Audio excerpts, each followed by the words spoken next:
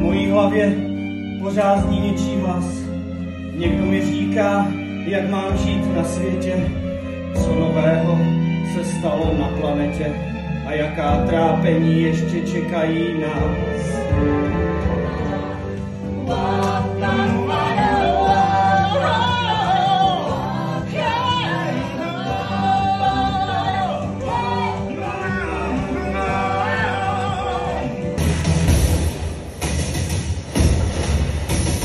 Slunce